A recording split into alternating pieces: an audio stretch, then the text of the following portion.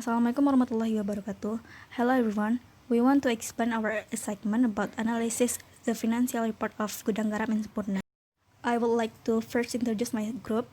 The first is me, Hijulusna, and my friends Nurah Madani Hinggrat, Fauzia Wendrisa, Jovan Katiara Anindita Elba, and Yola Ramadhani Afnildi. We want to explain about the first is company profile, ratio analysis, Dupan analysis, common size analysis, trade analysis, and the last is compare the financial of both companies. The first is company profile. Gudang Garam. Gudang Garam is a leading producer of Kretek cigarette. The clove cigarette synonymous with Indonesia and dominant cigarette category, drawing on its unique reputation as a major center of the space trade. The company is represented by a total of 66 area office with 268 points of distribution located throughout Indonesia and service its markets with a sales fleet of over 7,000 vehicles. Employee welfare is a priority, from proper safety practice and health facilities to training in leadership, management, clerical, and technical skill through a mixture of internal and external course. Gudang Garam operate production facilities at two main sites, each with its own primary and secondary Kretek manufacturing operation. The first site is in the town of Kediri, where the company was founded and home to Gudang Garam headquarters. The second site located in Gempol. Its Java is 50 kilometers away from Surabaya. Sempurna, Hanjaya Mandala Sempurna, or Sempurna. Sempurna has been a significant part of Indonesia tobacco industry for more than a century since its establishment in 1930, with Di Samsu or known as a legendary king of Kretek. Sempurna is the pioneer in the machine-made cataract Lautar or CKMLT cigarette category in Indonesia by introducing Sempurna in 1989. The main brand in Sempurna is now the leading brand in Indonesia cigarette market. The company also produces some of the best known Kretek or clove cigarette brand families, including Marlboro, Filter Black, Sempurna U, Philip Morris, Bolt, and Sempurna Kretek. Sempurna is a subsidiary of Philip Morris Indonesia or PMID, and an affiliate of Philip Morris International or PMI. Since 2005, PMI is a leading international tobacco company with global brand Marlboro. For the first method is ratio analysis. Before we go to the analysis result, we must know about the definition and the purpose of this method. Ratio analysis is the process of observing indexes related to accounting for financial statements such as balance sheet, income statement, and cash flow report with the aim of assessing the financial performance of a company. This analysis is used to provide an overview of information about the company's financial position and performance that can be used as a guide in making business decisions. Ratio analysis consists of calculating financial performance using four basic types of ratio. First is liquidity, second activity, third debt, and the last one is profitability. Liquidity ratio PT Gudang Garam. Let we see the current ratio first. In 2018, the current ratio of PT Gudang Garam shows 205.81%, which means that every 1 Indonesian rupiah of current liabilities is guaranteed by 2.058 Indonesian rupiah current asset. In 2019, this ratio increased due to the increase in current asset, which exceeded the increase in current liabilities to 206.19%, which means that every 1 Indonesian rupiah of current liabilities is guaranteed by 2.062 Indonesian rupiah of current asset. This figure shows that the company liquidity is good because the number of current asset is always greater than the current debt. The second is quick ratio. The year 2018 shows a 31% figure, which means that every 1 Indonesian rupiah current liabilities can be guaranteed with 0.31 Indonesian rupiah current asset after deducting inventory. In 2019, it has increased by showing a 37% figure, which means that every 1 Indonesian rupiah current liabilities can be guaranteed with 0.37 Indonesian rupiah current asset after deducting inventory. The quick ratio of this company is not so good because even though it has increased, the company is considered unable to pay or repay current debt that must be fulfilled in a certain operating cycle because the quick ratio is less than 1 times. The third is cash ratio. The year 2018 shows a 9.2% figure, which means that every 1 Indonesian rupiah current liabilities can be guaranteed with 0.0992 Indonesian rupiah cash equivalent plus cash. In 2019, it has increased by showing a 14.1% figure, which means that every 1 Indonesian rupiah current liabilities can be guaranteed with 0.141 Indonesian rupiah cash equivalent plus cash. The cash ratio of this company is good because it has increased from year to year. The second type is activity ratio. From the table, we know that inventory turnover in 2018 show as many as 2.4820 time inventory turnover, and in 2019 it decreased to 2.0477 times.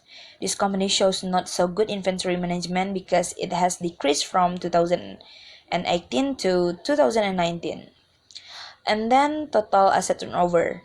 In 2018, show as many as 1.3851 times, and it increased in 2019 that show as many as 1.4053 times.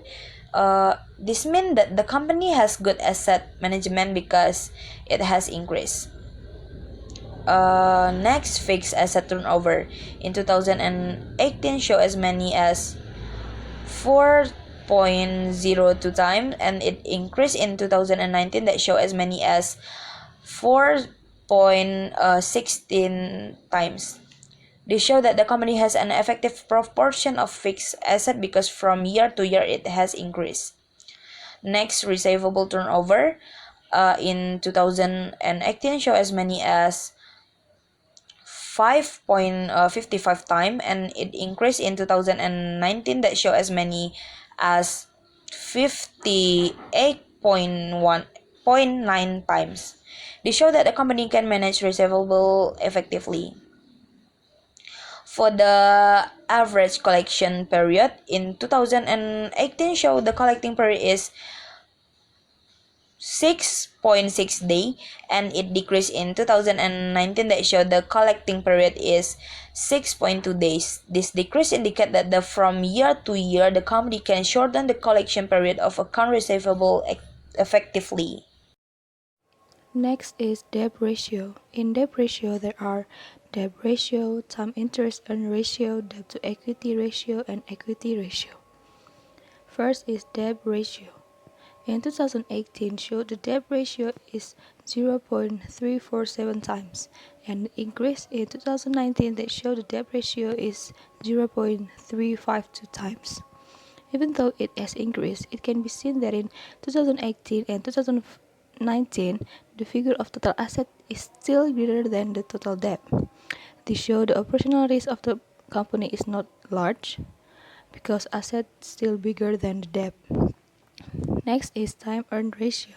In 2018, showed the ratio is 4.15 times, and it increased in 2019 that showed the ratio is 4.18 times.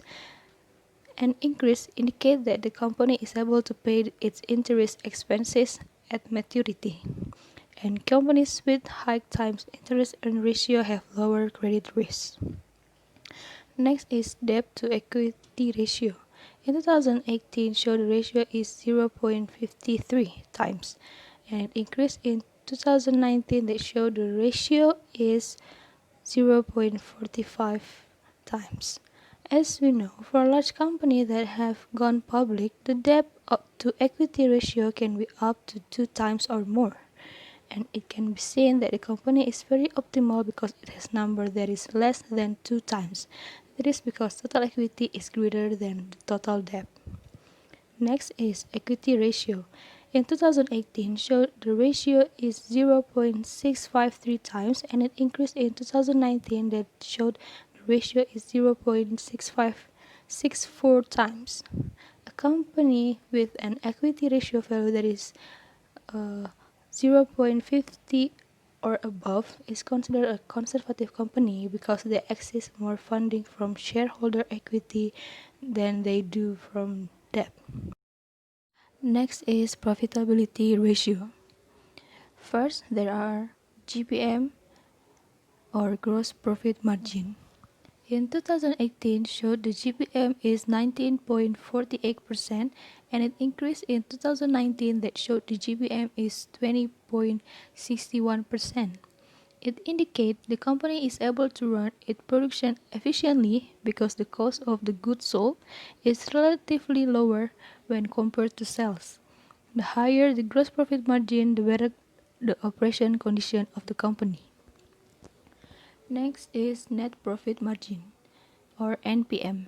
In 2018 showed the NPM is 8.14% and it increased in 2019 that showed the NPM is 9.84%. It indicates the company priced its product correctly and managed to keep costs well under control. Moreover, a figure closer to 10%. Earning per share or EPS.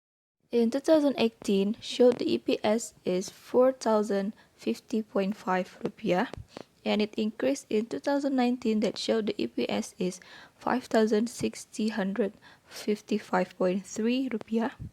It indicates the company has better profitability and can also generate higher profit to be distributed to its shareholder. Return of asset or ROA in 2018 showed the ROA is 11.28% and an increase in 2019 that showed the ROA is 13.83%.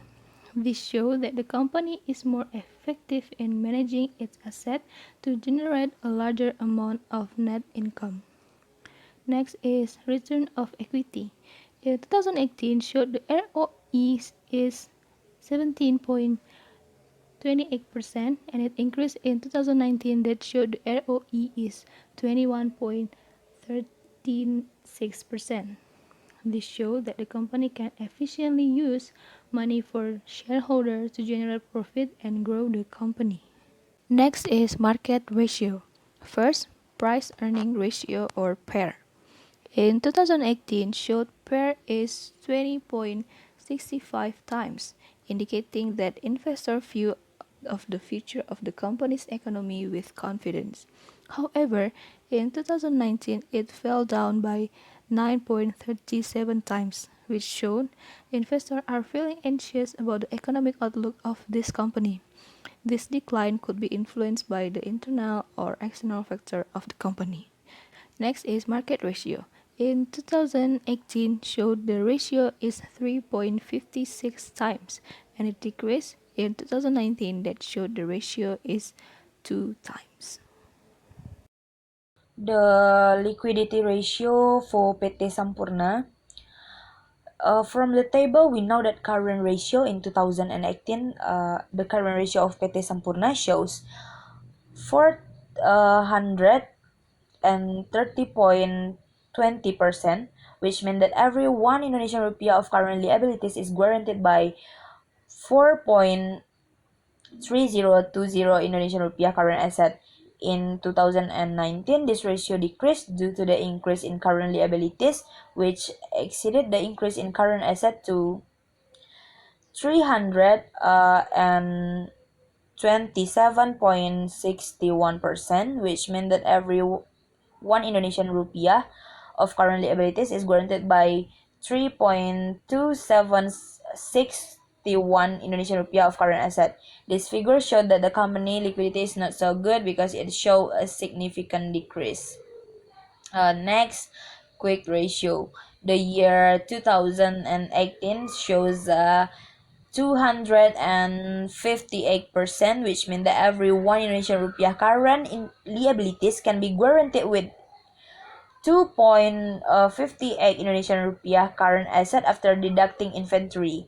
In 2019, it has increased by showing 199% figure, which means that every 1 Indonesian rupiah current liabilities can be guaranteed with 1.99 Indonesian rupiah current asset after deducting inventory.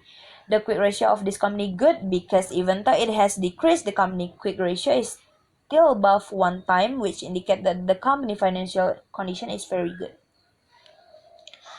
And the last is cash ratio.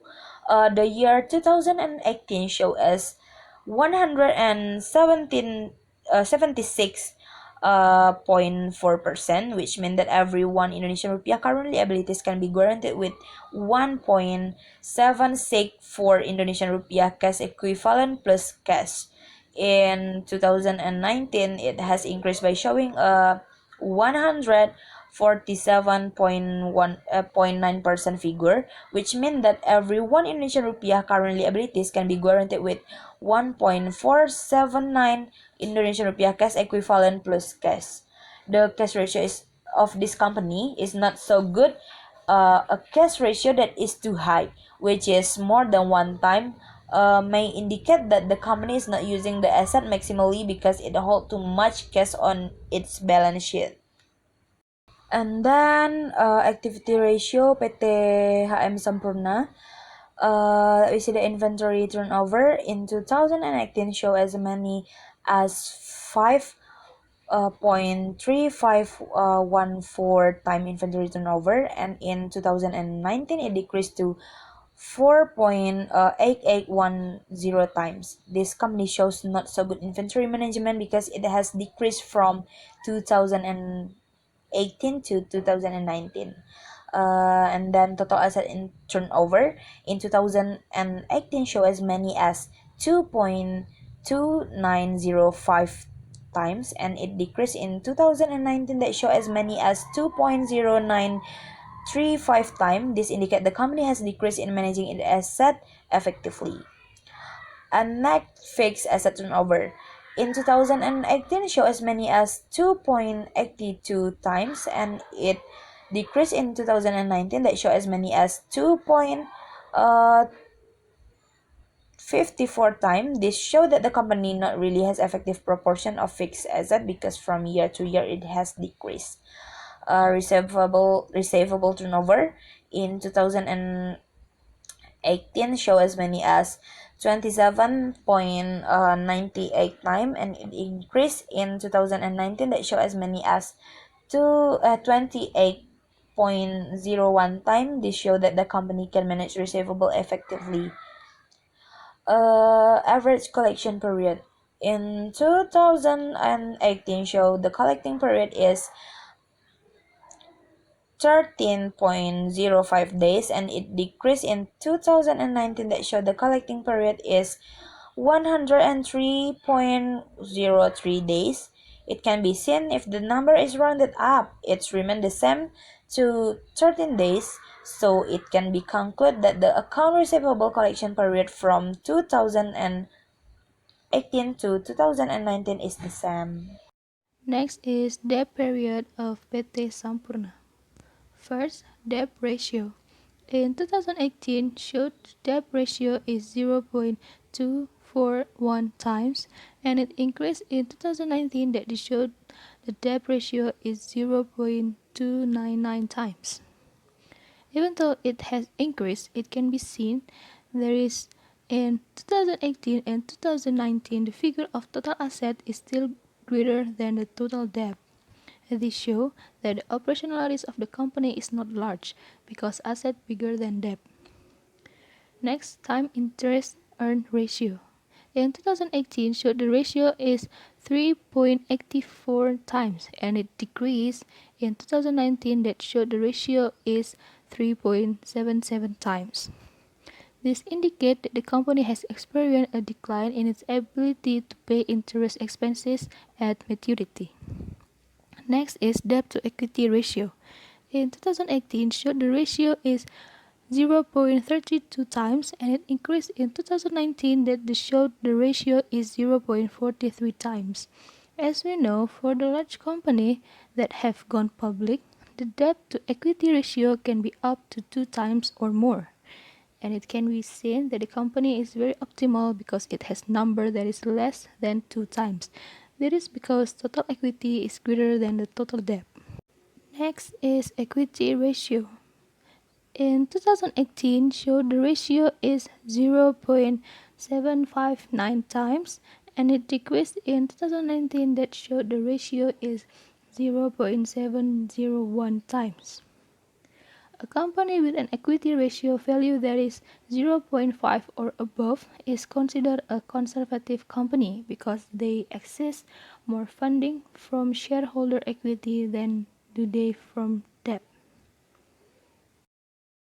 Next is profitability ratio from PT Sampurna. First is GPM or gross profit margin. In 2018 showed the GPM is 23.88% and it increased in 2019 that showed the GPS is 24.63%. It indicates the company is able to run its production efficiently because the cost of the goods sold is relatively lower when compared to sales. The higher of the GPM is the better operating condition of the company.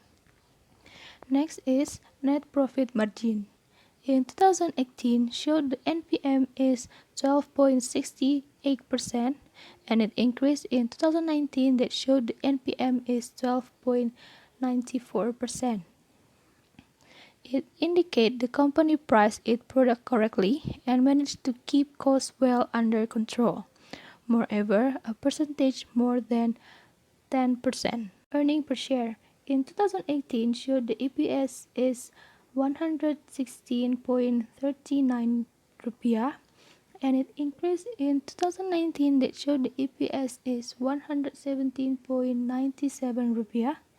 It indicates the company has better profitability and can also generate higher profit that can be distributed to its shareholders. This shows that the company is not really effective in managing its assets that can be impact to the lower net income. Next is return of equity or ROE. In 2018 showed the ROE is 38.29% and it increased in 2019 that showed ROE is 38.46%. This shows that the company can efficiently use money from shareholder to generate profit and grow the company. Next is market ratio. First, price earning ratio. In 2018 showed PER is 31.88 times, indicating that the investor view of the future of the company's economy with confidence. However, in 2019 it fell down by 17.8 times, which show the investors are feeling anxious about the economic outlook of this company. This decline could be influenced by the internal or external factor of the company. Market ratio. In 2018 showed the ratio is 12.20 times and it decreased in 2019 that showed the ratio is 6.85 times.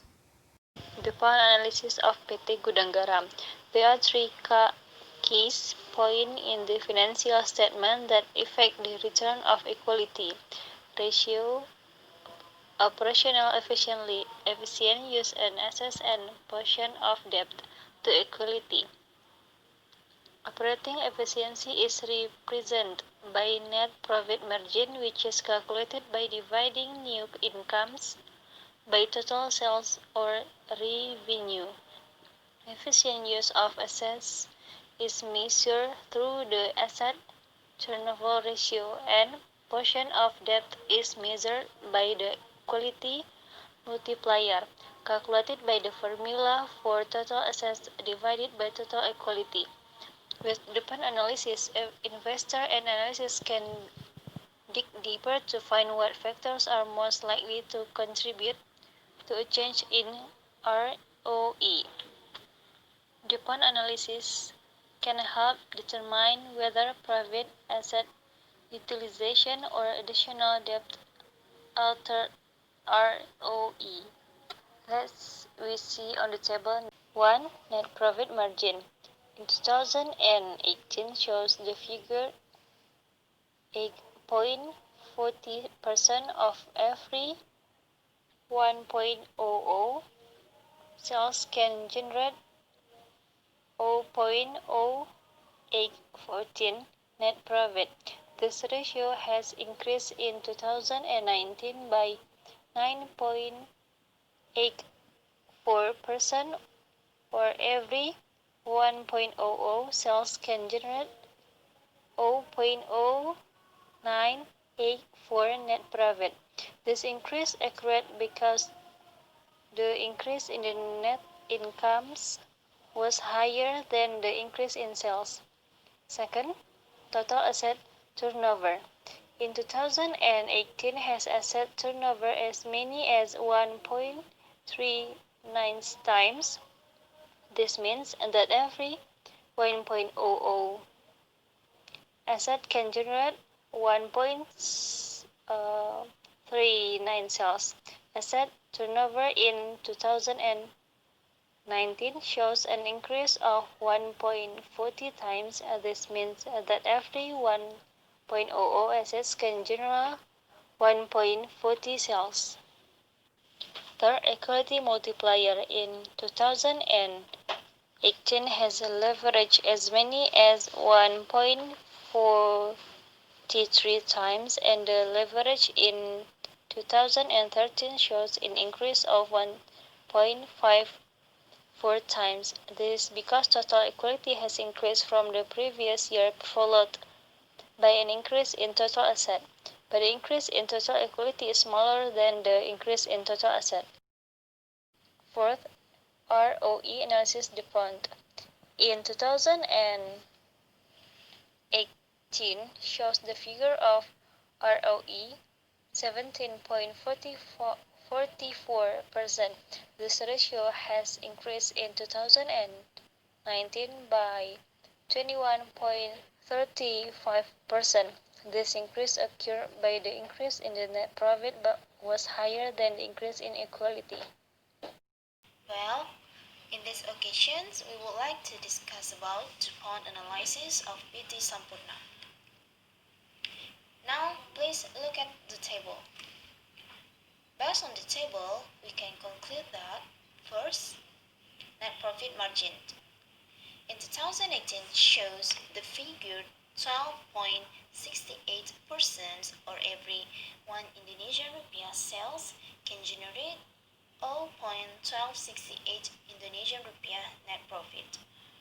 This ratio has increased in 2019 by 12.94%, or every 1 Indonesian rupiah sales can generate 0.1294 Indonesian rupiah net profit.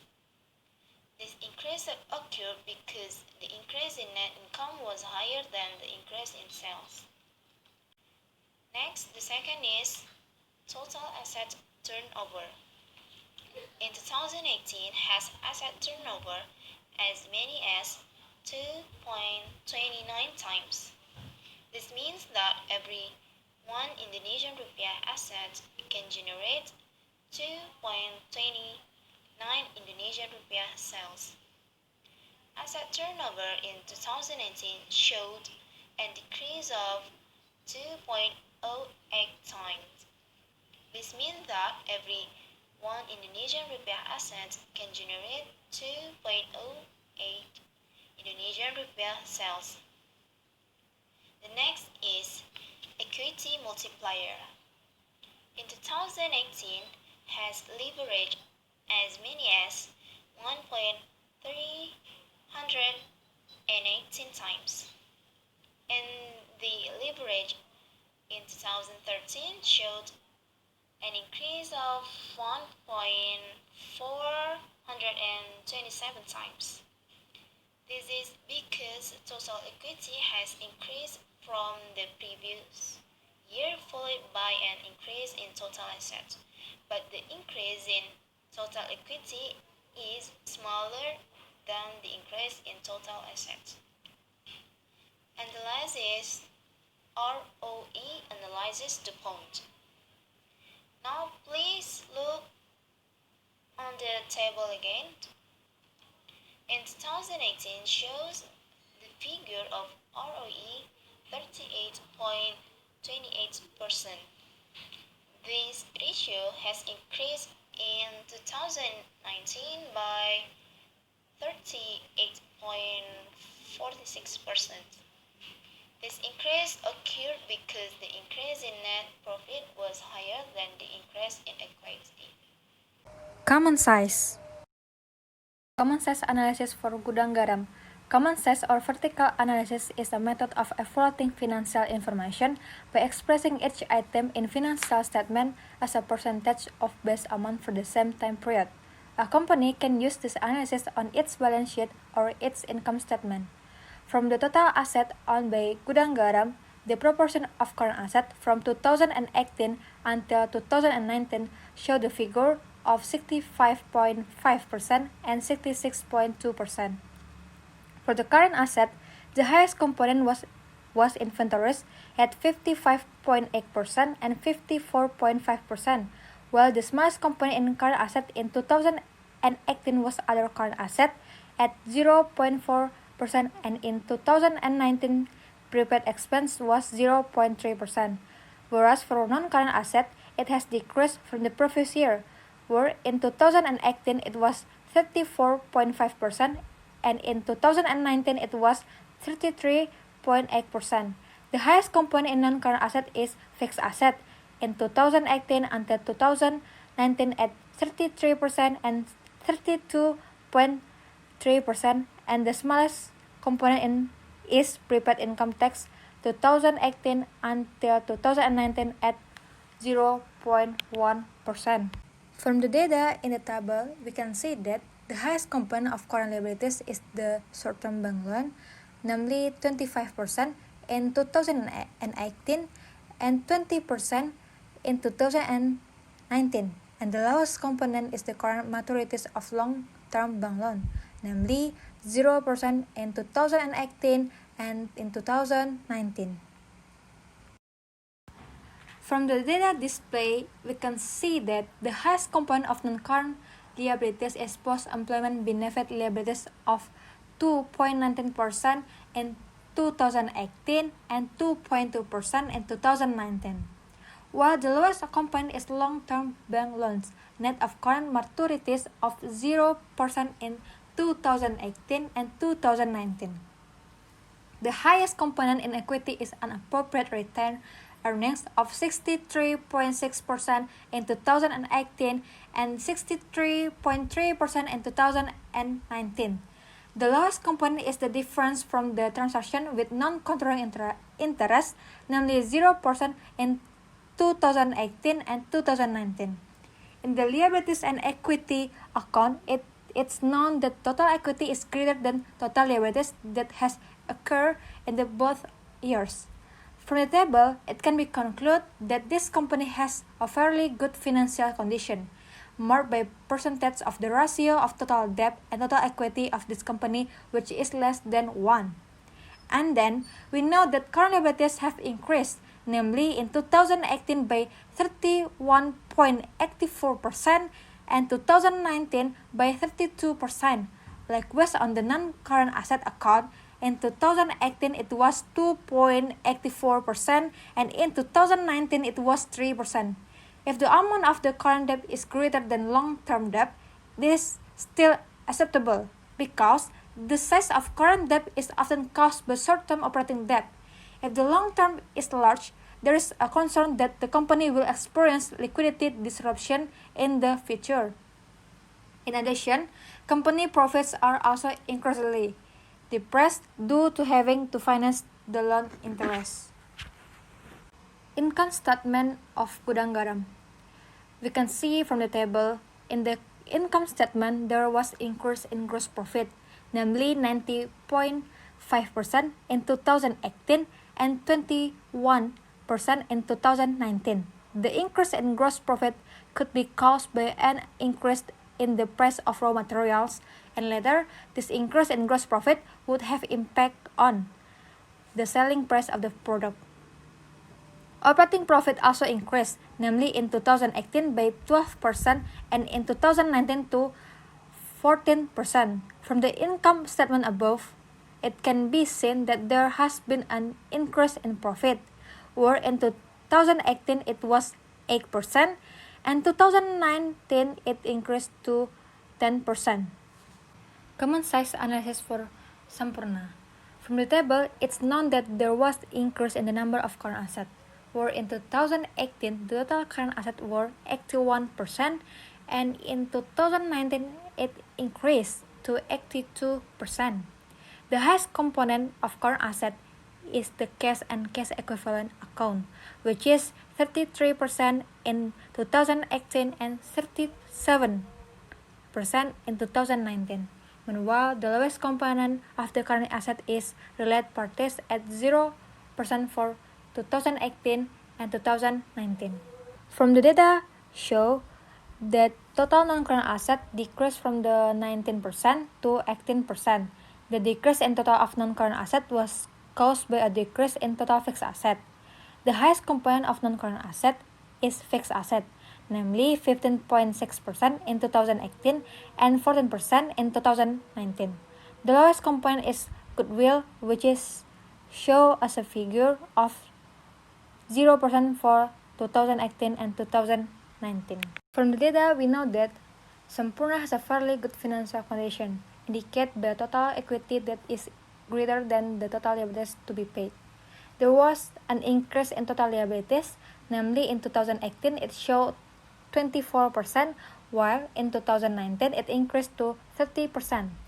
Current liabilities have increased, namely in 2018 that figure was 81% and in 2019 it increased to 82%. The highest component for the current liabilities is third parties at 5.7% for 2019, excise tax payable of 11% for 2018, while the lowest component is other short-term finance liability, namely for 2018 it shows 0% and 2019 is 0.01%. And we can see in 2018 total non-current liabilities were 5.3%, while in 2019 it was only 5%. There was a decline. The highest component for non-current liabilities is the employee benefit liabilities account of 4.7% in 2018 and 4.0% for 2019. Meanwhile, the lowest component is deferred revenue, which is valued at 0.2% each year. From the data displayed, there was a decrease in total equity, namely in 2018 it was 76% equity and in 2019 it decreased to 70%. The highest component of equity is additional paid in capital account, namely 44.1% in 2018 and 40.4% in 2019. Meanwhile, the lowest component is other reserve, which show a figure of 0% each year. Now we see income statement of Sampurna. In the income statement can be seen that Sampurna has not experienced an increase in its profit, where in 2018 and 2019 the profit was still 13%. The increase in gross profit could be caused by an increase in the price of raw materials, and later this increase in gross profit would have an impact on the selling price of the product. But Sampurna only experienced 1% increase from the previous year. From the data, it can be concluded that Sampurna is not good enough in company performance and financial management. Trade analysis. From Gudang Garam balance sheet, it can be seen that there was an increase in cash by 75.6% from the previous years.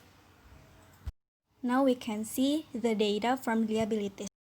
From Gudang Garam balance sheet, it can be seen that there was an increase in debt of 15.7% from the previous year. Not only cash and debt, but many other accounts that experienced an increase. The most drastic increase occurred in the tax payable account, which increased 264.48% from the previous year.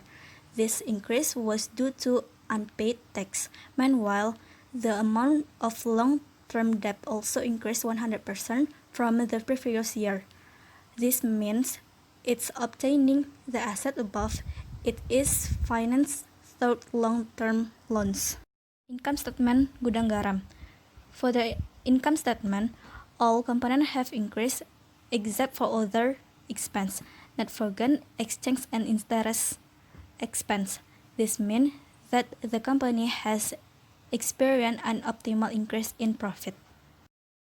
From Sempurna balance sheet, it can be seen that there was an increase in cash 21.29% from the previous year. Now we can see the data from total asset. From Sempurna balance sheet, it can be seen that there was an increase in debt by 35.38% from the previous year. However, in the liabilities component, Sempurna prioritizes short-term debt rather than long-term debt because it can be seen from the table that short-term bank loans have increased by 44% from the previous year, and long-term bank loans have decreased by 1.84% from 2018. From the income statement above, we can know that there has been an increase in the profit earned by Sempurna, but the increase was not too much. This is due to reduced net revenue in 20 and 19 and minus cost of goods sold. Now we go to comparing financial statement of both companies. Common size. From the analysis of the common size method that has been carried out, it's known that Gudang Garam has better performance than Sempurna. It can be seen from the increase in profit earned by each company, where Gudang Garam experienced an increase in profit by 39.60% from the previous year, while Sempurna only experienced an increase of 1.35% from the previous year. And in terms of asset and debt, Gudang Garam is also superior in management than Sempurna. It can be seen from the percentage of total asset compared to the number of liabilities whose value doesn't reach 1. Next, DuPont. If you look at the DuPont analysis, it can be seen that Sempurna performance is better than Gudang Garam because in 2018 and 2019 it has a much higher ROE. That is, if Gudang Garam has 2018 and 2019 ROE of 17.44% and 21.35%, Sempurna has 2018 and 2019 ROE of 38.28% and 38.46%. This because Sempurna net profit margin, asset turnover, and equity multiplier are bigger than Gudang Garam. Next is ratio. First, in the liquidity ratio, it can be seen if the number in Sempurna are greater than the numbers found in Gudang Garam. They show that Sempurna is more liquid than Gudang Garam. The activity ratio also show that the figure for Sempurna are greater than the figure Gudang Garam. This indicates that Sempurna asset, inventory, and receivable turnover is better than Gudang Garam. However, from year to year, Sempurna has always experienced a decline. In contrast to Gudang Garam, which has always experienced an increase from year to year. Different from the two ratio above, in the debt period, Gudang Garam performance was better than of Sempurna. This is indicated by the number in Gudang Garam which are greater than the figure found in Sempurna, except for the debt ratio. This suggests that Gudang Garam is better at managing and repairing its debt than Sempurna. However, in the profitability ratio, it can be indicated that Semporna is more profitable than Gudang Garam because the numbers at Semporna are greater than the figure found in Gudang Garam. In terms of the market ratio too, Semporna performance is better than Gudang Garam because the number on Semporna in per and market or book ratio are greater than the figure found in Gudang Garam. Last, it's about trend. From the trend analysis, it's known that Gudang Garam experienced a significant increase in gross profit, where the company gross profit increased by 22.20% from the previous year, while Semporna was only 2.48%. The decrease in the amount of profit generated is due to a decrease in the value of sales each year. This means that company management performance is not good in terms of marketing. Whether a company grow or not can be seen from the value of its asset. As the larger the asset owned, the company can be said to be growing. This company is equally growing. The difference is that Gudang Garam is superior to Semporna. So that's all from our group. Hope it will be useful for all of you, and thank you.